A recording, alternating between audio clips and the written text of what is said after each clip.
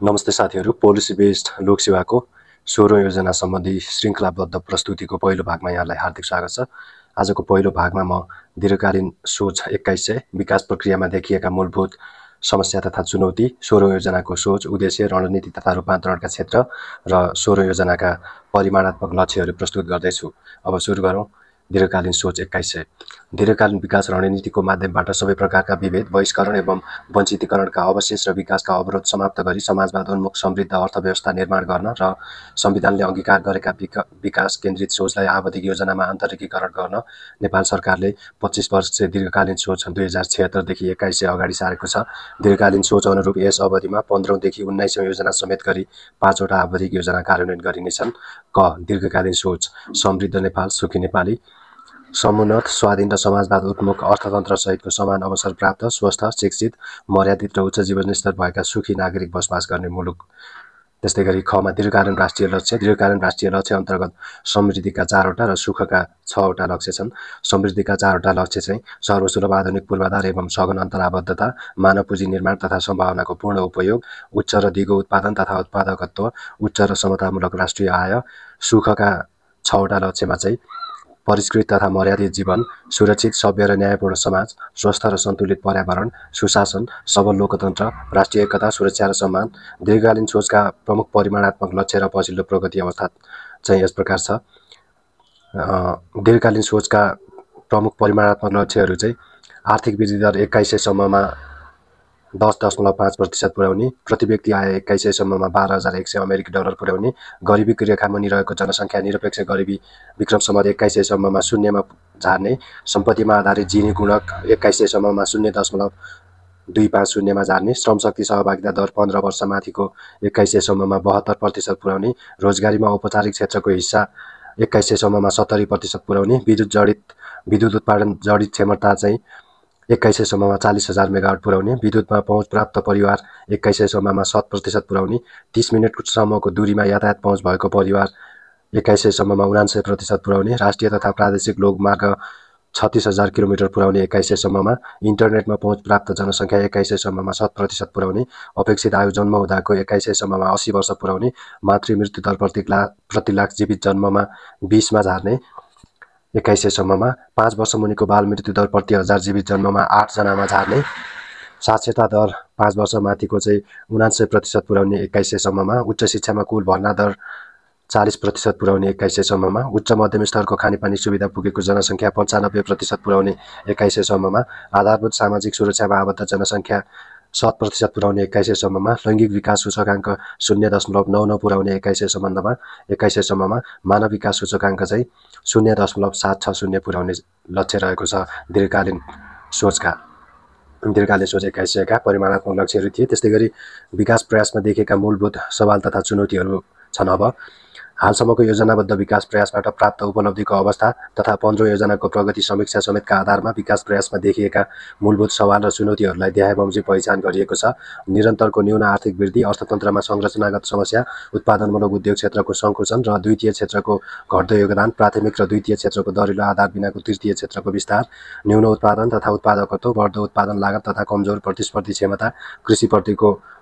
बढ्दो विकर्षण र आधारभूत खाद्य पदार्थमा समेत परनिर्भरता, उपभोगमुखी आयात तथा न्यून निर्यात क्षमता र उच्च व्यापार घाटा, आन्तरिक रोजगारीका सीमित अवसरका कारण वैदेशिक रोजगारीका लागि युवा जनशक्ति पलायन, सामाजिक सुरक्षाका छरिएका कार्यक्रम, बढ्दो दायित्व, कमजोर व्यवस्थापन र न्यून सुरक्षा अनुभूति, उत्पादन प्रणालीसँग नजोडिएको शिक्षा प्रणाली, उच्च शिक्षामा गुणस्तर तथा समयनिष्ठताको समस्या, कमजोर र मानव स्रोत व्यवस्थापन, आधारभूत स्वास्थ्य सेवामा समेत आम नागरिकको न्यून पहुँच भएको कमजोर सार्वजनिक स्वास्थ्य प्रणाली, पूर्वाधारहरूको आवश्यकता र आपूर्ति बीचको बेमेल, दिगो पूर्वाधार विकासका आयामहरूको कमजोर व्यवस्थापन एवं निर्मित भौतिक पूर्वाधारको न्यून गुणस्तर, भरपर्दो एवं सुरक्षित र धान्न सकिने आधुनिक सूचना प्रविधिको प्रयोगमा न्यूनता र बढ्दो सुरक्षा चुनौती, शहरी पूर्वाधार तथा सेवा सुविधाको माग र आपूर्ति बीचमा फराकिलो खाडल एवं अव्यवस्थित शहरीकरण, प्रभावकारी हुन नसकेको एकीकृत बस्ती विकास तथा स्थानान्तरण कार्यक्रम, महिला, बालबालिका, ज्येष्ठ नागरिक र सीमान्तकृत समुदायका हिंसाको स्वरूप परिवर्तन, आर्थिक, सामाजिक, सांस्कृतिक विभेद र परम्परागत सोचको निरन्तरता, समावेशीकरण सम्बन्धी नीति, अभ्यास र नतिजा नतिजा बीचको खाडल, कमजोर तहगत अन्तर्सम्बन्ध, सबल सङ्घीय शासन प्रणाली मार्फत समावेशी, समन्यायिक एवं सन्तुलित प्रादेशिक विकास हासिल गर्ने दिशामा न्यून प्रगति, सार्वजनिक खर्चको आवश्यकता र स्रोत परिचालन क्षमता बीचको खाडल, आयातमा आधारित राजस्वको ठूलो हिस्सा, अनिश्चयपूर्ण सार्वजनिक वित्त प्रणालीसँगै वित्तीय सङ्घीयता कार्यान्वयनमा चुनौती, न्यून पुँजीगत विनियोजन तथा न्यून खर्च क्षमता, पूर्वाधारजन्य परियोजना निर्माणको अनियन्त्रित लागत तथा विलम्ब, लागतको तुलनामा न्यून प्रतिफल, सीमित व्यक्ति र उद्यमबीच वित्तीय स्रोत साधनको परिचालन, परिचालित वित्तीय स्रोत साधनबाट उत्पादन र रोजगारी सिर्जनामा अपेक्षित योगदान पुग्न नसकेको, बजार प्रतिस्पर्धाको कमजोर अवस्था, अनौपचारिक कारोबार र राजस्व एवं पुँजी चुहावटमा वृद्धि, तरलता, मूल्य र आपूर्तिमा अस्वाभाविक उतार चढाव, सार्वजनिक सेवा प्रवाहको गुणस्तर र सुरक्षा व्यवस्थाप्रति नागरिकको गुनासो, भ्रष्टाचार नियन्त्रण, सामाजिक न्यायको प्रत्याभूति र शीघ्र न्याय निरूपण गर्ने चुनौती, वातावरणमाथि उच्च दबाव, जलवायु परिवर्तनका असर न्यूनीकरण एवं उत्थानशील विकास र हरित अर्थतन्त्र अवलम्बन गर्ने चुनौती, विकासशील मुलुकमा स्तरोन्नतिबाट सिर्जना हुने उपलब्धिसँगै आइपर्ने चुनौतीको व्यवस्थापन, दिगो विकास लक्ष्यका लागि आवश्यक स्रोत व्यवस्थापन तथा प्रभावकारी कार्यान्वयन। त्यस्तै अब 16 योजनाको सोच, उद्देश्य, रणनीति तथा रूपान्तरणका क्षेत्र। 16 योजनाको सोच, उद्देश्य, रणनीति तथा रूपान्तरण क्षेत्र अन्तर्गत 16 योजनाको सोच चाहिँ सामाजिक न्याय, सुशासन र समृद्धि। 16 योजनाले सुशासन, सामाजिक न्याय र समृद्धिको सोच राखेको छ। दीर्घकालीन सोच 21ले तय गरेका समृद्धि र सुखका मूलभूत तत्त्वहरूलाई आत्मसात गर्दै 16 योजनाले सुशासन, सामाजिक न्याय र समृद्धिको सोच राखेको छ। सुशासन मार्फत नै सामाजिक न्याय र समृद्धि हासिल गर्न सकिन्छ। सामाजिक न्याय सहितको समृद्धिमा समाजवादी विशेषता अन्तर्निहित रहेको हुन्छ। सामाजिक न्याय स्थापित गर्दै हासिल भएको समृद्धि दिगो, समावेशी, समुन्नत एवं अनुभूति योग्य हुनेछ।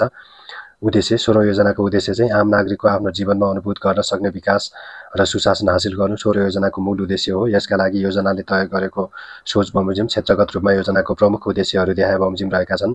राजनीतिक, प्रशासनिक, न्यायिक, निजी तथा गैर सरकारी क्षेत्रमा सुशासन कायम गर्नु, स्वास्थ्य, शिक्षा, रोजगारी, आवास, सुरक्षा तथा सार्वजनिक सेवा प्रवाहमा सामाजिक न्याय स्थापित गर्नु, मानवीय जीवन र राष्ट्रिय अर्थतन्त्रमा समृद्धि हासिल गर्नु। 16 योजनाका 3वटा उद्देश्य चाहिँ राजनीतिक, प्रशासनिक, न्यायिक, निजी तथा गैर सरकारी क्षेत्रमा सुशासन कायम गर्नु, स्वास्थ्य, शिक्षा, रोजगारी, आवास, सुरक्षा तथा सार्वजनिक सेवा प्रवाहमा सामाजिक न्याय स्थापित गर्नु, मानवीय जीवन र राष्ट्रिय अर्थतन्त्रमा समृद्धि हासिल गर्नु। 16 योजनाको समष्टिगत रणनीति। 16 योजनाको समष्टिगत रणनीति अर्थतन्त्रको संरचनागत रूपान्तरण मार्फत द्रुत विकास, सुशासन, सामाजिक न्याय र समृद्धि हासिल गर्नु नै 16 योजनाले अवलम्बन गर्ने मुख्य रणनीति हो। यस क्रममा संरचनागत रूपान्तरणका लागि पहिचान गरिएका क्षेत्रमा अवलम्बन गरिने समष्टिगत रणनीति निम्नानुसार रहेका छन्। विकासका सबै क्षेत्र तथा आयाममा देखिएका संरचनागत अवरोधहरूको पहिचान, सम्बोधन र निराकरण गर्दै उत्पादन, उत्पादकत्व र प्रतिस्पर्धात्मक क्षमता अभिवृद्धि गर्ने, सङ्घ, प्रदेश र स्थानीय तीनै तह तथा सरकारी, निजी, सहकारी र गैर सरकारी क्षेत्र एवं विकास साझेदार बीचको अन्तर्सम्बन्ध र कार्यात्मक क्षमतालाई मजबुत तुल्याउँदै दिगो विकास योजना कार्यान्वयन गर्ने, विकासका सबै क्षेत्र तथा आयाममा लैङ्गिक मूल प्रवाहीकरण, आधुनिक प्रविधिको प्रयोग, वातावरण संरक्षण एवं विपद जोखिम न्यूनीकरणलाई आन्तरिकीकरण गर्ने, अध्ययन, अनुसन्धान तथा तथ्य र प्रमाणमा आधारित नीति निर्माण एवं विकासका कार्यक्रम कार्यान्वयन गर्ने, क्षेत्रगत रूपमा अवलम्बन गरिने रूपान्तरणकारी रणनीति सम्बन्धित परिच्छेदमा उल्लेख गरे बमोजिम हुने। त्यस्तै गरी संरचनात्मक रूपान्तरणका प्रमुख क्षेत्र चाहिँ संरचनात्मक रूपान्तरणका प्रमुख क्षेत्र 16 योजनाले तय गरेका चाहिँ समष्टिगत आर्थिक आधारको सबलीकरण र उच्च आर्थिक वृद्धि, समष्टिगत आर्थिक आधारहरूको सबलीकरण र उच्च आर्थिक वृद्धि, उत्पादन, उत्पादकत्व तथा प्रतिस्पर्धात्मक क्षमता अभिवृद्धि, उत्पादन, उत्पादकत्व तथा प्रतिस्पर्धात्मक क्षमता अभिवृद्धि, उत्पादनशील रोजगारी, मर्यादित श्रम र दिगो सामाजिक सुरक्षा, उत्पादनशील रोजगारी, मर्यादित श्रम र दिगो सामाजिक सुरक्षा, स्वस्थ, शिक्षित र सिपयुक्त मानव पुँजी निर्माण, स्वस्थ, शिक्षित र सिपयुक्त मानव पुँजी निर्माण, गुणस्तरीय भौतिक पूर्वाधार विकास एवं सघन अन्तराबद्धता, गुणस्तरीय भौतिक पूर्वाधार एवं सघन अन्तराबद्धता, योजनाबद्ध दिगो र उत्थानशील सहरीकरण तथा बस्ती विकास, योजनाबद्ध दिगो र उत्थानशील सहरीकरण तथा बस्ती विकास, लैङ्गिक समानता, सामाजिक न्याय र समावेशी समाज, लैङ्गिक समानता, सामाजिक न्याय तथा समावेशी समाज, प्रादेशिक तथा स्थानीय अर्थतन्त्रको सुदृढीकरण र सन्तुलित विकास, प्रादेशिक तथा स्थानीय अर्थतन्त्रको सुदृढीकरण तथा सन्तुलित विकास, गरिबी तथा असमानता न्यूनीकरण र समतामूलक समाज निर्माण, गरिबी तथा असमानता न्यूनीकरण तथा समतामूलक समाज निर्माण, प्रभावकारी वित्त व्यवस्थापन तथा पुँजीगत खर्च क्षमता अभिवृद्धि, प्रभावकारी वित्त व्यवस्थापन तथा पुँजीगत खर्च क्षमता अभिवृद्धि, शासकीय सुधार तथा सुशासन प्रवर्धन, शासकीय सुधार तथा सुशासन प्रवर्धन, जैविक विविधता, जलवायु परिवर्तन र हरित अर्थतन्त्र, जैविक विविधता, जलवायु परिवर्तन र हरित अर्थतन्त्र, अतिकम विकसित मुलुकबाट सहज स्तरोन्नति तथा दिगो विकास लक्ष्य कार्यान्वयन, अतिकम विकसित मुलुकबाट सहज स्तरोन्नति तथा दिगो विकास लक्ष्य कार्यान्वयन लगायतका 13वटा संरचनात्मक रूपान्तरणका क्षेत्र 16 योजनाले तय गरेको। त्यस्तै 16 योजनाको परिमाणात्मक लक्ष्य अन्तर्गत चाहिँ 16 योजनाले आर्थिक वर्ष 85-86 सम्म हासिल गर्ने गरी देखाएका लक्ष्यहरू तय गरेको छ। आर्थिक वर्ष 2085-86 सम्मका लागि सुशासनका राष्ट्रिय लक्ष्य अन्तर्गत चाहिँ विधिको शासन सूचकाङ्क 0.8 पुर्याउने, विश्वव्यापी प्रतिस्पर्धी सूचकाङ्क 65 पुर्याउने, भ्रष्टाचार न्यूनीकरण अनुभूति सूचकाङ्क 43 पुर्याउने, विद्युतीय सरकार विकास सूचकाङ्क 0.600 पुर्याउने, निर्वाचनमा मतदाताको सहभागिता 85% पुर्याउने, अदालतमा दर्ता भएका मुद्दाको फर्स्यौट 75% पुर्याउने, कुल विनियोजनमा खर्चको अनुपात 90% पुर्याउने, बेरुजु कुल ग्राहस्थ्य अनुपातको उत्पादनको अनुपातमा 5%मा झार्ने, राष्ट्रिय परिचय पत्र नम्बर प्राप्त गरेका नेपाली नागरिक 90% पुर्याउने, 5 वर्ष मुनिका बालबालिकाको जन्म दरता 100% पुर्याउने, यी चाहिँ सुशासनका राष्ट्रिय लक्ष्य थिए। त्यस्तै गरी सामाजिक न्यायका राष्ट्रिय लक्ष्य अन्तर्गत 2085-86 सम्मको लागि निर्धारित परिमाणात्मक लक्ष्यहरूमा चाहिँ असमानता समायोजित मानव विकास सूचकाङ्क 0.600 पुर्याउने, उपभोगमा आधारित जिनी गुणक 0.280 पुर्याउने, सम्पत्तिमा आधारित जिनी गुणक 0.22 पुर्याउने,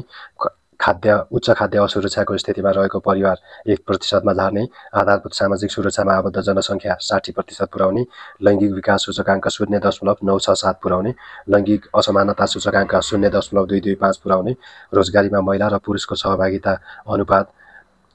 1:1.2 पुर्याउने, बाध्यकारी श्रमको दर 15 वर्ष वा सोभन्दा माथिको 0%मा झार्ने, महिलाको नाममा घर वा जग्गा वा घर जग्गा दर्ता गरेको परिवार 35% पुर्याउने। त्यस्तै गरी समृद्धिका राष्ट्रिय लक्ष्य अन्तर्गत 2085-86 सम्मको लागि तय गरिएका लक्ष्य चाहिँ आर्थिक वृद्धि दर आधारभूत मूल्यमा 7.3% पुर्याउने, प्रति व्यक्ति आय $2351 पुर्याउने, गरिबीको रेखामुनि रहेको जनसङ्ख्या निरपेक्ष गरिबी 12%मा झार्ने, उपभोक्ता मुद्रास्फीति 5%मा सीमित गर्ने, मानव विकास सूचकाङ्क 0.650 पुर्याउने, मानव सम्पत्ति सूचकाङ्क 78 पुर्याउने, आर्थिक तथा वातावरणीय जोखिम सूचकाङ्क 24मा झार्ने, साक्षरता दर 5 वर्षमाथिको 85% पुर्याउने, अपेक्षित आयु जन्म हुँदाको 73 पुर्याउने, 30 मिनटको दूरीमा स्वास्थ्य संस्थामा पहुँच भएको परिवार 90% पुर्याउने, उच्च मध्यम स्तरको खानेपानी पहुँच भएको घर परिवार 45% पुर्याउने, बेरोजगारी दर 5%मा झार्ने, श्रम उत्पादकत्व 275,000 पुर्याउने, कृषि वस्तुको औसत उत्पादकत्व प्रमुख बालीको 3.7 मेट्रिक टन प्रति हेक्टर पुर्याउने, बैंक तथा वित्तीय संस्थामा पहुँच पुगेको परिवार 85% पुर्याउने, सडक घनत्व 0.77 किलोमिटर प्रति वर्ग किलोमिटर पुर्याउने, विद्युत उत्पादन जलविद्युत तथा वैकल्पिक ऊर्जा जडित क्षमता 11,769 मेगावाट पुर्याउने, प्रति व्यक्ति विद्युत उपभोग 700 किलोवाट घण्टा पुर्याउने, विद्युतमा पहुँच पुगेको जनसङ्ख्या 100% पुर्याउने, इन्टरनेटमा पहुँच पुगेको जनसङ्ख्या 90% पुर्याउने। हस्त यस्तै गरी यिनै थिए यस भागमा प्रस्तुत गरिएको दीर्घकालीन सोच 21 विकास प्रक्रियामा देखिएका मूलभूत समस्या तथा चुनौती र सौर्य योजनाको सोच उद्देश्य रणनीति रूपान्तरणका क्षेत्रसँगै सौर्य योजनाका परिमाणात्मक लक्ष्य। हस्त सौर्य योजनाको श्रृङ्खलाबद्ध प्रस्तुतिको अर्को भागमा भेटौँला। च्यानल लाइक, सेयर, सब्स्क्राइब गर्नुहोला। नमस्ते।